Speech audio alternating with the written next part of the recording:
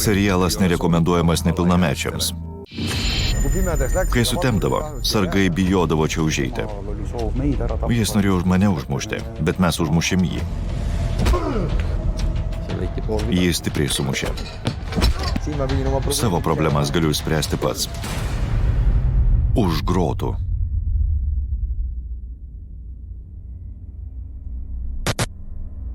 Penktoji serija. Zonos karaliai. Šokiruojantis serialas apie kalėjimą 4 serijose atskleidė tikrovišką gyvenimo estiškose kalėjimuose paskutinėme 20 amžiaus 20-metyje vaizdą. Tikras pragaras žemėje, kuriame kovodami dėl išgyvenimo su gyvybe atsisveikino šimtai žmonių. Kur slypėjo neapsakomo pykčio šaltinis, noras valdyti kitus, sėti baimę, šaltakraujiškai žudyti ir prireikus prievartauti. Nejaugi to reikėjo, kad taptum kalėjimo autoritetu, samdomu žudiku, kietuoliu. Kodėl daugelis tapo ožiais, stukačiais ir net buvo išprievartauti? Ieškosime atsakymų į šios klausimus. Šiandien žodį suteiksime tiems, kurie spręsdavo, kaip gyventi zonoje, kas turi dirbti, ką reikia pažeminti, o kam teks mirti. Šiandien kalba zonos karaliai.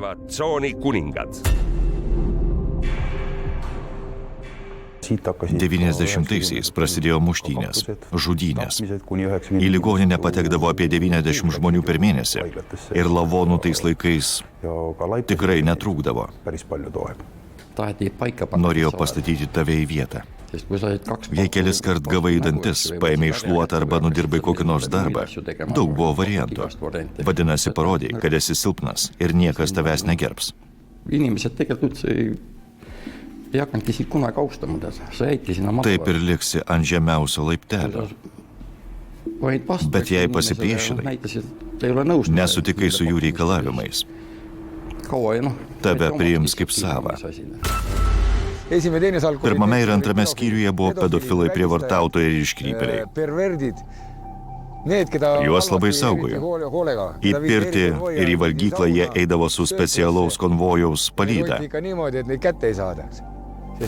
Juos laikė atskirtus nuo kitų kalinių, nes jei juos pričiupdavo kameroje, aikštėje, salėje ar kur nors kitur, juos sumušdavo. Prievartavimai, pedofilija buvo laikomi asmeniniu įžeidimu.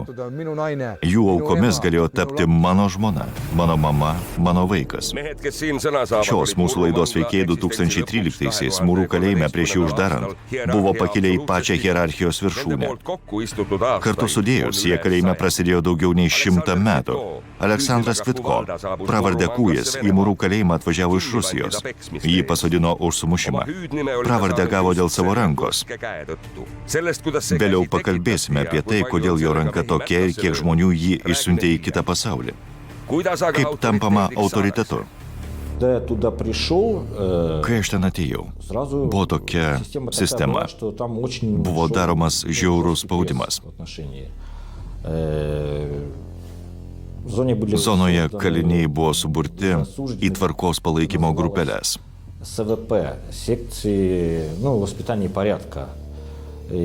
Administracija parinkdavo tvirtus, augalotus kalinius ir paversdavo juos savo pagalbininkais. Jų užduotis buvo morališkai ir fiziškai gniuždyti naujokus tam, kad jie būtų paklusnus, kad niekas neprieštarautų. Iškart, vos atėjus, būdavo pritaikoma palaužimo politika. Man irgi teko patirti tą spaudimą, bet aš turėjau charakterį, anksčiau sportavau, buvau stiprus dvasiškai. Todėl pradėjau konfliktuoti. Maždaug 3 mėnesius būdavo įvairiausių momentų.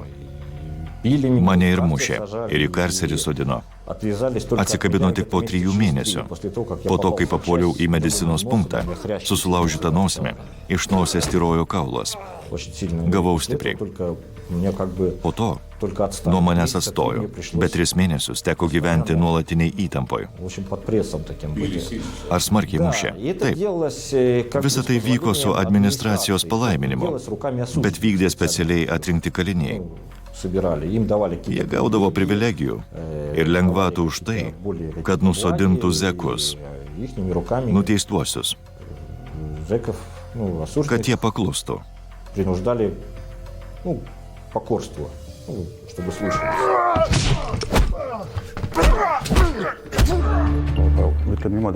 Tarkim taip, lageryje gyventi buvo paprasčiau nei batarėjinėje kalėjime.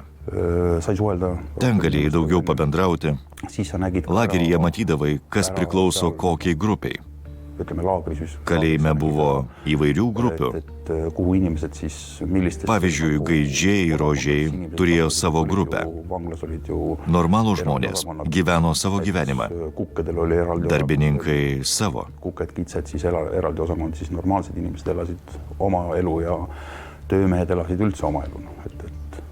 O kur pakliuvai tu? Tais laikais dar buvo kalėjimai, o Murų ir Amari kalėjimuose buvo tik 3 grupės.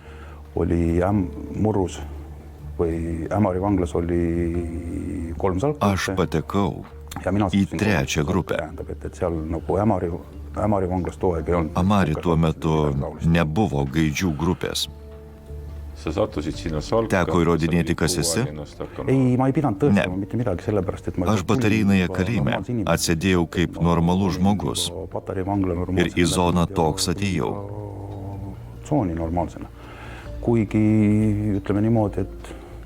Bet pasitaikydavo, kai žmogui tekdavo iš naujo įrodinėti savo vertę. Taip nutiko ir man. Po 7 mėnesių zonoje teko likviduoti vieną žmogų. Jis norėjo nužudyti mane ir mano draugą, bet mes nužudėme jį. Už tai man pridėjo dar 10 metų.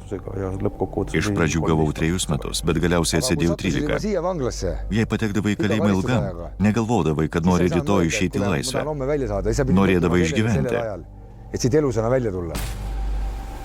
Kasdien tekdavo kovoti už gyvybę. Ne kasdien, bet dažnai tekdavo nesileisti skriaudžiamam. Čia buvo daug senų recidivistų, visą gyvenimą praleidusių kalėjime. Buvo 2 variantai – likti savimi arba tapti auka. Tada su tavim darytų, ką tik nori. Reikėdavo galvoti, ką kalbėti. Būtent, ne taip kaip šiandien, kai gali pezėti, kas ant seilės užplaukia. Tada reikėdavo atsakyti už savo žodžius. Nebuvo galimybės pabėgti nuo problemų į kitą miestą ar į užsienį. Visas problemas turėjau spręsti pats.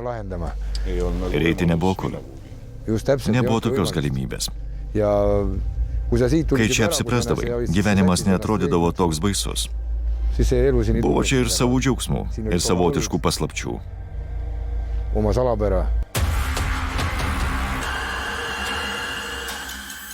Norėdami suprasti, kaip gaunamas kalėjimo autoriteto statusas, turime grįžti į praeitį.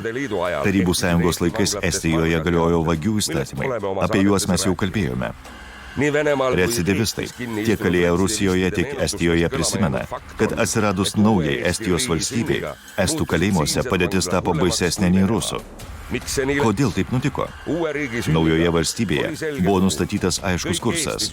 Visus banditus užaugusius Estijoje reikia grąžinti į šalį. Valdžia slapčia tikėjosi, kad sugrįžę itin pavojingi recidivistai įves kalėjimuose tvarką. Sugrįžę laikė save kietuoliais ir jie, kaip čia pasakius, manė, kad jiems viskas galima. Jie atvažiavo, jie blatnė iš Rusijos, bet nesuprato, kad Estijoje yra savi blatnė, savi darbininkai ir savos taisyklės.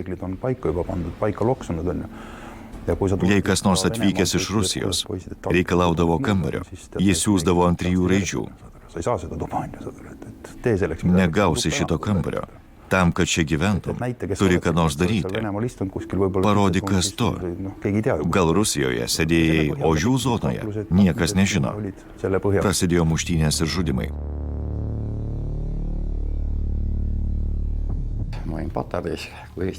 Kai Estija tapo nepriklausoma, sėdėjau Batareinoje kalėjime. Likus 2 dienoms iki nepriklausomybės paskelbimo atėjo viršininkai ir kalėjimo sargai. Nežinau, iš kur jie gavo informaciją. Iš Maskvos ar iš kur nors kitur. Jie pasakė, kad gyvuliniai vagonai paruošti. Sėdite čia 3. ar 4. kartą. Jūsų laukia Sibiras. Štai jums ir laisvė. Tai buvo lemiama akimirka. Informacijos iš išorės buvo labai mažai. Mums tyčia duodavo tik paskaityti Pravdą. Nežinojome vietinių naujienų. Trumpi susitikimai buvo uždrausti dar prieš savaitę. Po rugpjūčio 20 viršininkai ir kalėjimo prižiūrėtojai vaikščiojo surūgę, o mes juokimės, kad jiems patiems pravers vagonai, galės grįžti namo. Prasidėjo pereinamasis laikotarpis. Iš pradžių kalėjimo sargai liko darbe. Jie žinojo, kad ateityje nieko gero nelaukia, todėl pradėjo nešti degtinę dideliais kiekiais. Narkotikų apie 90-uosius būdavo nedaug. Dalis sargų tikėjosi užsidirbti, o viršininkai norėjo supjūdyti kalinius. Batareinoje? Taip. Suįžulėjo. Užrakindavo žmonės kamerose. Rytais neišleisdavo. Tikėdavosi, kad pulsime muštis. Vėliau pradėjo iš Rusijos grįžti tie, kurie ten buvo išsiųsti. Tarybiniais laikais dažnai keisdavosi nuteistaisiais. Iš čia kalinių siųsdavo į Rusiją, o iš Rusijos į Estiją. Po nepriklausomybės atkūrimo pradėjo grįžti nuteistieji. Rusijoje kirtė medžius. Dauguma jų iš ypatingo režimo lagerių, dryžuotieji. Su jais daugiausia aiškindavome santykius. Iš vienos pusės jie normalūs, atsėdėję 30-35 metus. Palyginus su jais mes buvome berniukai, bet mes įvedėm savo tvarką ir savo įstatymus. Kažkas paklausė, kodėl jis negauna mėsos. Pasakiau, kad mokėtų pinigus, tada atnešiu. O dykai jis nieko negaus. Jis sako, aš kietas, turiu viską gauti nemokamai. Labai daug iš sugrįžusių buvo nužudyti. Iš kažkur gavo naminės, prisigėrė ir susimušė. Tokiose muštynėse daug kas buvo pribaigtas.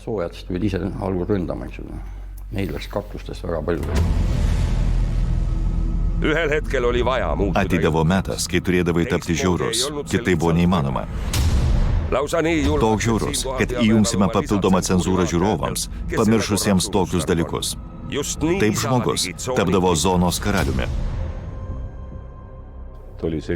Buvo situacijos, kurių nesuvaldydavo administracija. O jūs suvaldydavot? Mes stengiamės valdyti padėtį. Stengiamės, kad nužudimų nebūtų. Bet iškart pateiksiu pavyzdį. Gyvenome kambaryje 5, visi estai. Įėjo 3 rusai ir pasakė, turite plačią ekranį televizorių, mes jį pasiimsime. O mes atsakėm, imkit, jei galėsit išsinešti. Tas, kuris paėmė televizorių, liko be rankų. Rankas jam nukirto kardu. See inimene, kes selle teleka võttis, see ilma käteta. Ar tu nukirtai? Ne, nesvarbu, vardų neminėsim. Taip, nukirto rankas kardu. Vienas iš jų mirė. Tada visi suprato, kad šitaip reikalai netvarkomi.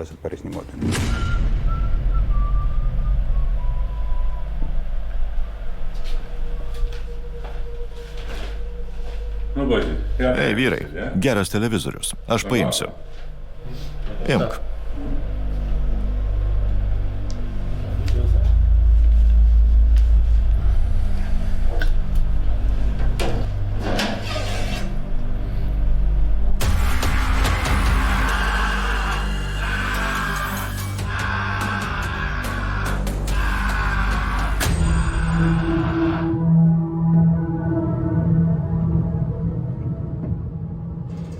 Kaliniai aiškindavosi santykius administracijos ir prižiūrėtojų žinia.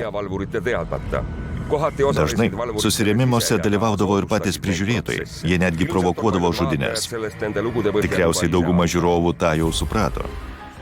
Po pauzės susipažinsime su autoritetu, valdžiusiu Mūrų kalėjimą kasdienybę.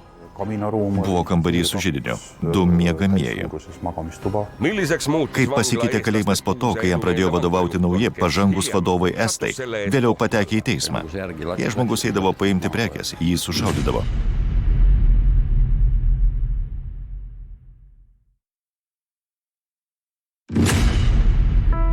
Už grotų.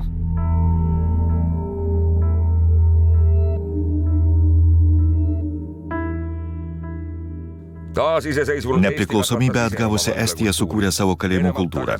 Iš Rusijos sugrįžusių kalinių bandymai užgrobti valdžią didžiausiame Estijos kalėjime žlugo. Per kruvinus kalinių santykių aiškinimusis žuvo šimtai žmonių. Pereinamuoju laikotarpiu Mūrų kalėjimą saugojo rusų kariškiai. Kalėjimo sargais dirbo taip vadinami kalniečiai. Čiurkos, taip. Jiems buvo pasakyta, kad už nušautą kalinį gaus 10 dienų atostogų. Buvo tokių niekšų, kurie stengdavosi gauti tas atostogas. Jie parduodavo tau zavarą ir alkoholį, bet kartais lyg netyčia numesdavo prekę į uždraustą zoną. Jei žmogus eidavo paimti prekės, jį sušaudydavo. Taip nutikdavo nedažnai, bet nutikdavo. Pats matei, taip. Man pasisekė. Butelis su vandeniu nukrito prie užtvaros. Man nereikėjo išeiti į zoną. Aš tiesiau ranką, o kulka pataikė į butelį ir jį sudaužė. Šaudyti už tvoros prižiūrėtojas neturėjo teisės, tik draudžiamojo zonoje. Pasitaikydavo, kad lavoną palikdavo gulėti, kad visi matytų, kas nutiks, jei sumanysi pabėgti. Ir šitai baugindavo. Pereinamojo laikotarpiu lageryje mėtėsi daug lavonų. Sutemus, prižiūrėtojai bijodavo čia ateiti. Žvelgiant į istoriją, kalinimo įstaigose įvykdyta daug žmogžudysčių. Prižiūrėtojai vakarais išeidavo. Viršininkams buvo paranku, kai mes gerdavom ir muždavomės. Kalbu apie 90-uosius. Viršininkai galėjo ramiai vogti, vežti iš zonos metalą, stakles. Jie daug uždirbdavo.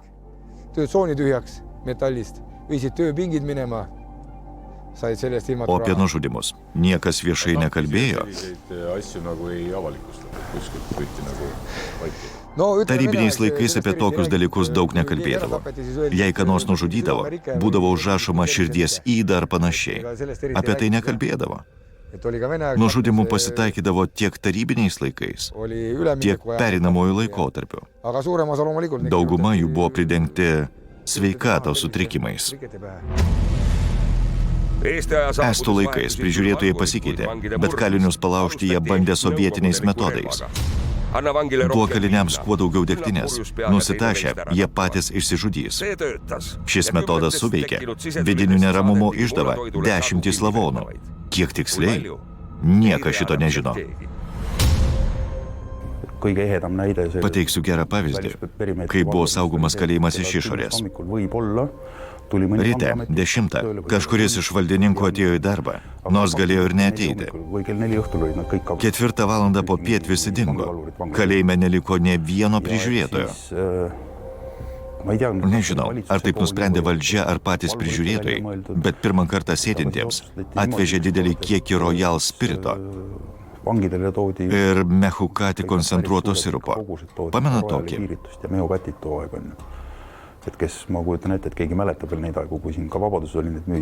Tokių dalykų galima buvo įsigyti laisvėje.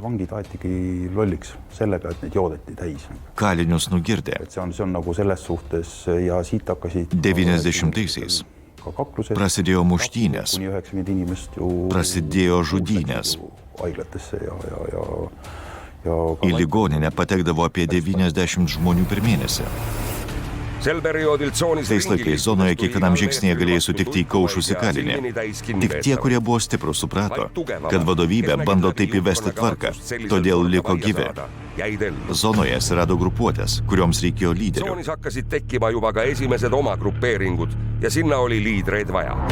narvad katsuti meile peale. Buvo bandoma užsiundyti narviškius ant estų. Atsirado vadovybės siųstų intrigantų. Väga lihtne näide oli, me saime Kohtla-Järve. Labai paprastas pavyzdys. Mes puikiai sutarėm su vaikinais iš Kohtla-Järvės, bet kartą man pasakė, kad tie vaikinai nori mus nužudyti. Ką jiems padarytumėt? Pagalvojau dar vakar, kartu gėrėm. Kasgi nutiko? Tas pats tipas nuėjo pas vaikinus iš Kohtla-Järvės ir pasakė, kad estai galanda peilius, nori jūs papjauti. Galiausiai mes tą intrigantą pagavom.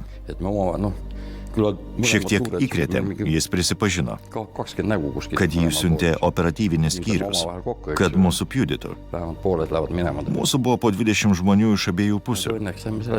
Jie tikėjosi, kad mes susimušime ir pusę mūsų žus. Laimę perpratom jų kėslus. Po to visą laiką mūsų siuntė ypatingo režimo narviškius. Ką tai reiškia? Tarybiniais laikais ypatingo režimo zonoje kalinių uniformos buvo dryžuotos. Jie grįžo iš Murmansko ir Uralo kalnų.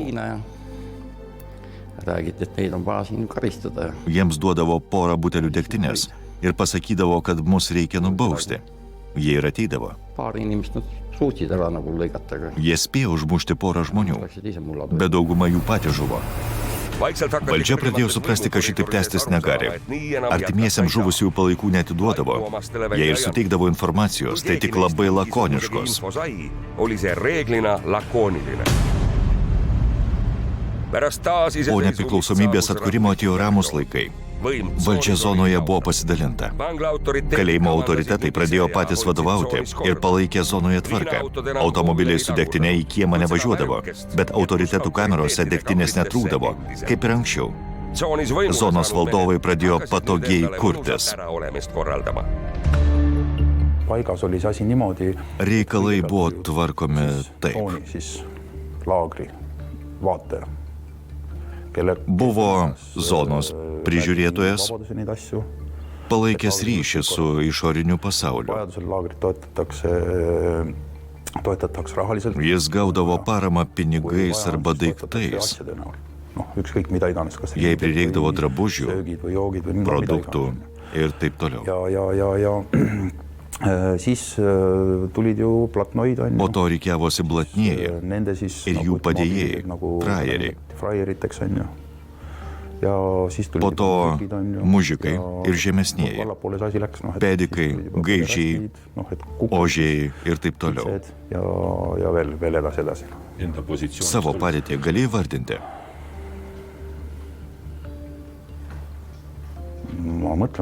Išjunk kamerą, noriu paklausti.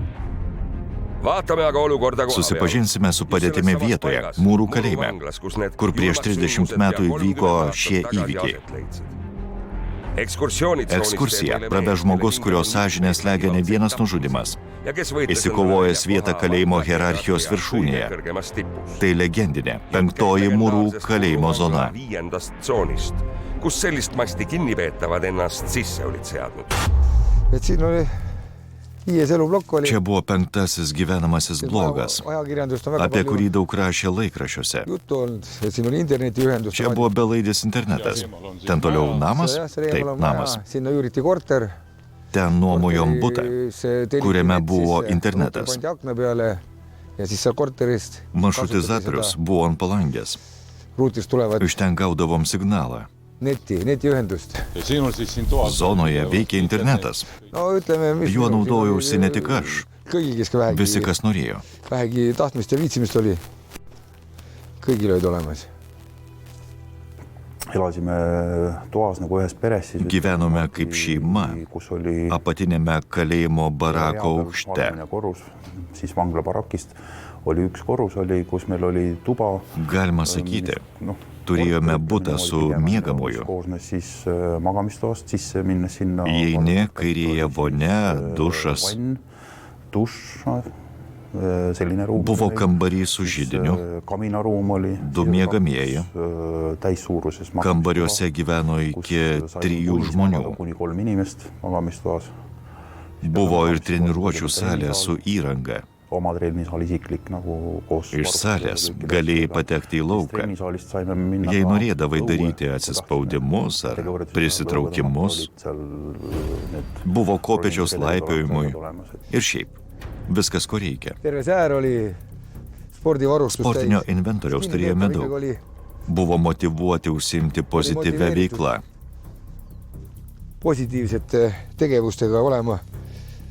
Bet 2007-aisiais atėjo nauja valdžia, kuriai atrodė, kad kaliniams sportuoti nereikia. Priešas nesnaudžia. Ką? Priešas nesnaudžia. Reikia treniruotis. Naujai valdžiai atrodė, kad kalinys turi išeiti piktas ir nusivylęs. Kaip čia budėdavo prižiūrėtojai? Čia gyveno 200 kalinių. Šitos sienos nebuvo. Vienas būdavo apačioje, antras viršuje. 200 žmonių saugojo 2 prižiūrėtojai, o teritorijoje, sakau, šitos sienos nebuvo. Čia buvo grotos ir vartai, pro kuriuos visi vaikščiojo. Jūs čia treniruodavotės? Taip, čia buvo bokso kriaušė, įkasta į žemę. O čia skersinis, prasitampimai. Viską įrengėt patys? Taip, už savo pinigus. Čia buvo įvairių svarmenų, suoliukų, jėgos pratimams. Treniruodavomės kelis kart per dieną. Geriau jau treniruotis, nei išvaistyti laiką nesąmonėms. Treniruotis buvo privilegija. Ar visi galėjo sportuoti? Sportuoti galėjo visi. Geriau treniruotis, mokytis ir save lavinti, nei kaifuoti nuo narkotikų ar dulkinti pederastus. Visi galėjo rinktis, ką nori. Mes pasirinkom treniruotes, kad normaliai jaustumėmės. Mūsų treniruotės niekam netrukdė. Rodėm tik teigiamą pavyzdį. Jei prižiūrėtojas būtų liepęs viską išardyti, nes kalėjime taip negalima. Manau, kad vakare jis nebūtų grįžęs namo. Turėjot savo pirtį? Taip, buvo kelios pirtys. Į bendrą kalėjimo pirtį taip nė karto ir nepatekau. Net nežinojau, kad tokie yra. O pirtį statėt patys? Taip. Pirtys buvo darbo zonoje. Mūsiškės buvo pas dailides. Krosnelę pasidarėt patys? Taip. Krosnelę pagamino ten dirbę vaikinai. Buvo net ir nedidelis baseinas. Viskas kaip priklauso. Viskas kaip priklauso. Žinoma, pirtyje gėrėm alų, ne vandenį ar dar ką nors. Pirtis ir alus visai kaip laisvėje. Prižiūrėtojai atneždavo visko, ko reikia. Taip, aš iš vis nepamenu, kad kalėjime būtų pristigę alkoholio. O iš kur jūs jo gaudavot? Aš kaip ir sakiau, prižiūrėtojai atneždavo visko, ko reikia.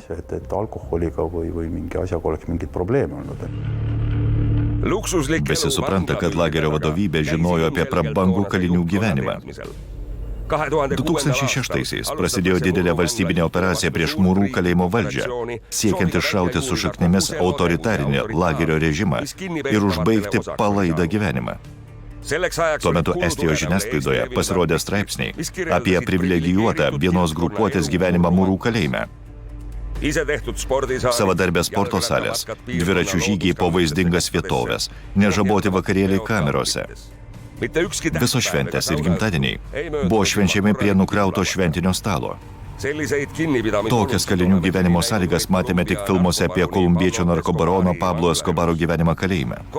Staiga žmonės sužinojo, kad Estijoje tas pats. Kaip autoritetas vykdo teisingumą.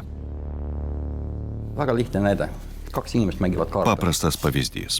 2 žmonės lošia kortomis. Kitą dieną vienas jų sako, kad antrasis jam liko skolingas. Po pusvalandžio antras užgieda tą patį. Jie lošia dviese. Koks sprendimas teisingiausias? Ar abu sumušti? Tai būtų neteisinga. Žmogus tuo metu sprendęs visas problemas buvo labai protingas. Jis pasakė, abu atneškit po pusę sumos, iš kurios lošėte, į opšelę. Ir laikas parodys. Taip ir buvo.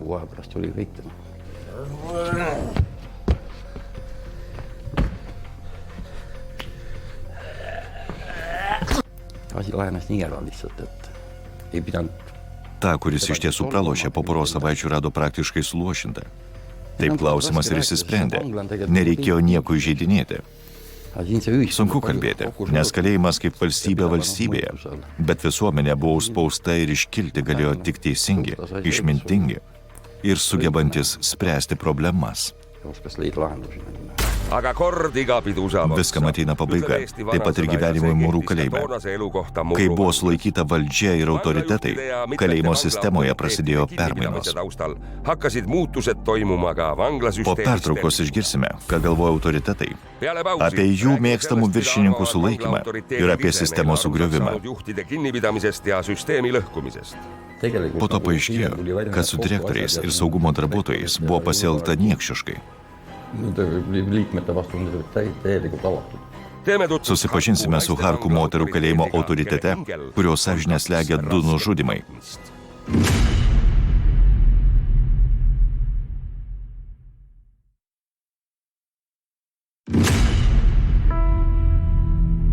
Už grotų.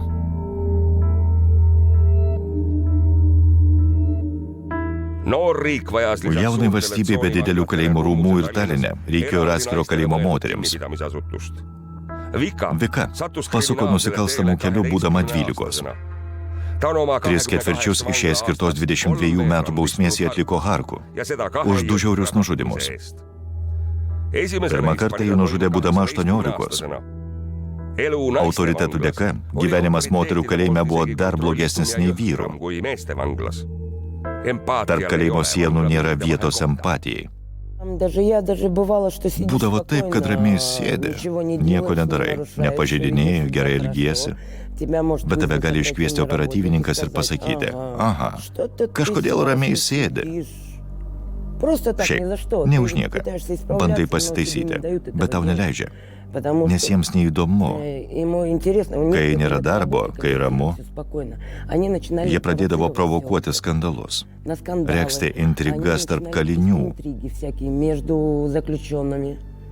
Darydavo tai tyčia, kad turėtų daugiau darbo. Taip, tu Harku pradėjai valdyti padėtį.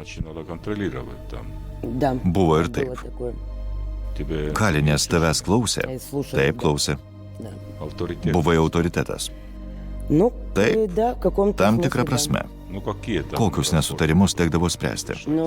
Daugiausia tekdavo spręsti problemas, kurių nepajėgdavo išspręsti administracija. Susitvarkydavom pačios. Pavyzdžiui, jei ką nors sumuša, jei kažką pavogė, merginos pasiskundžia, bet administracija nieko nedaro. Tekdavo mums nubausti kaltasias. Kai bausdavom, sumuždavom. Stipriai. Kartais net labai stipriai. Taip gyveno žmonės šio amžiaus pradžioje Harku moterų kalėjime. Šiandien ši kalinimo įstaiga uždaryta. Mes dar grįšime prie įvykių Harku. Parodysime, kaip moteris elgėsi su labai garsia kaline. O dabar grįžkime į lūžio tašką Mūrų kalėjime. 2006-aisiais saugumo policija pradėjo išsamų tyrimą, nukreiptą prieš direktoriaus pavaduotoją Gunarą Bergvaldą, saugumo viršininką Raivą Piodrą ir prižiūrėtoją Olafą Černeckį. Prokuratūra kaltino juos nekreipus dėmesio į kalinių santykių aiškinimąsi. Bet svarbiausia, jie buvo kaltinami mėginimu nuslėpti buvusio rytų vyrų autoriteto Igorio Koršeikino nužudymą. Kaip jau girdėjote, per atviras mūsų pašnekovų išpažintis, mušimas ir žudimai buvo kasdienybė, apie kurią žinojo valdžia. Prabangus kalinių gyvenimas taip pat neprasprūdo pro akis. 2007-aisiais atėjusi nauja vadovybė pasakė, kad kaliniams treniruotis negalima, nes pagal įstatymą kaliniai negali būti stipresni už kalėjimo sargus. neist paremas vormis olla ja sellepärast keelatigi ära, võeti ära. Viską uždraudė. Inventorių išvežė viską. Siin oli koroonalaud, koroonasuvet suviti mängisime. Čia stovėjo žaidimų stalas. Samamoodi laua Vasarą loždavome stalo tenisą, futbolą, jalgpalli krepšinį. Net turnyrus surengdavome. Teisingumo ministerija žino apie mūsų programas.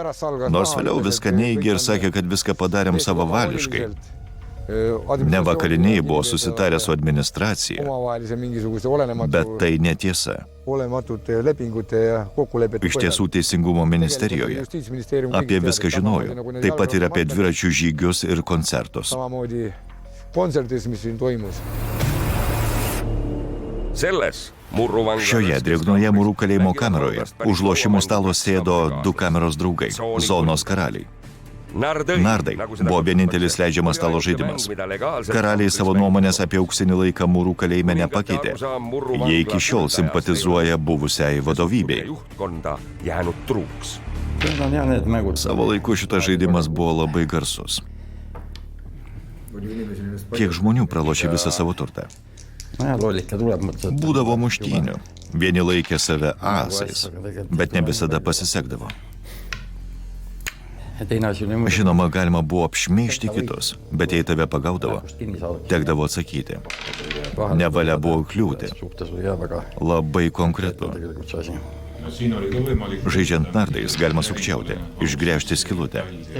Taip, truputį švino ir kauliukas krenta kaip reikia. Be abejonės reikėjo mokėti mesti. Kokios čia buvo socialinės programos? Normalios programos. Patvirtintos Teisingumo ministerijoje. Po to paaiškėjo, kad su direktoriais ir saugumo darbuotojais buvo pasielgta niekšiškai. Susidarė įspūdis, kad kažkas visą tai užsakė. Nenormali situacija. Nenormali. Keegi tellis seda või kuidagi, mingi asi oli ebareaalne. Nüüd aga tagasi naiste vanglasse. Grįžkime į moterų kalėjimą. Ten kalinių gyvenimas taip pat nesaldus. Valdininkų savivalė ir naudojimasis administracijai lojaliais asmenimis ten buvo kasdienybė. Prie to prisidėjo operatyvininkai. Žinau iš patikimų šaltinių. Garantuota 200%. Jie sukurstė kitas merginas. Tai buvo. Gal 2 mėnesius viena mergina buvo prievartaujama. Jai visus moteriškus organus sudraskė. Kaišiojo ten viską, ką galėjo. Šitas reikalas pasiekė teismą. Tos merginos žaginimo byla. Bet žagintojai gavo minimalią bausmę. Po 2 mėnesius. Prižiūrėtojai? Ne. Operatyvininkai sukurstė kalines. Viena kalinė buvo nepaklusni. Jie įkalbino kitas 2 kalines ją prievartauti.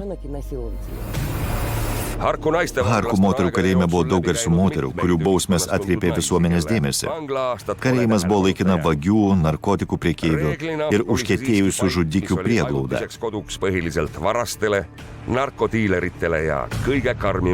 Vika, nužudžiusi 2 žmonės, be abejonės, hierarchijoje užėmė aukštą vietą.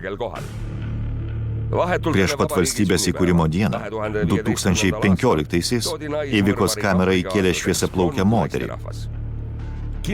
Dėl gerų ryšių su išoriniu pasauliu naujokę visos iškart pažino. Politikė Ana Marija Galojan. Ji gyveno mano kambaryje. Operatyvininkai ją ten pasodino, kad niekas jos neskriaustų. Bet ji pasirodė esanti tokia... Ji ne žmogus, o bjaurybė. Kitaip negaliu jos pavadinti. Ji iškart puolė visas skūsti, kad ją muša, skriaudžia, nors nieko panašaus nebuvo. Nagai nežėjo užvožti ją per galvą. Labai nežėjo, bet nenorėjau, kad pratęstų bausmę. Norėjau išeiti į laisvę. Į to neverta.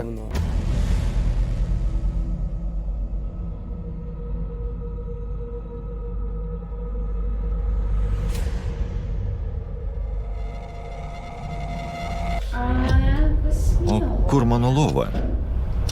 Ne, ten aš nelaipiosiu. Tada gali miegoti ant grindų. Norėjusi ją nubausti, nes tas žmogus... Ji ne žmogus, man stinga žodžių.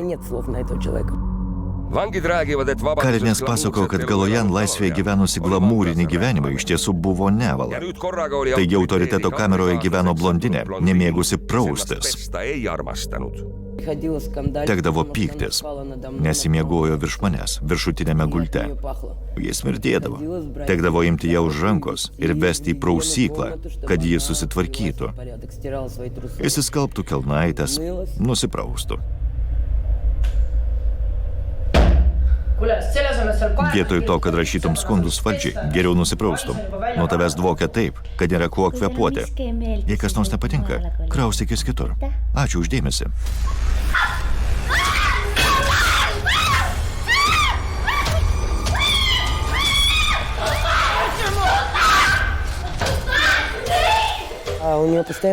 Jai nuolat užžydavo isterija, ji verkdavo.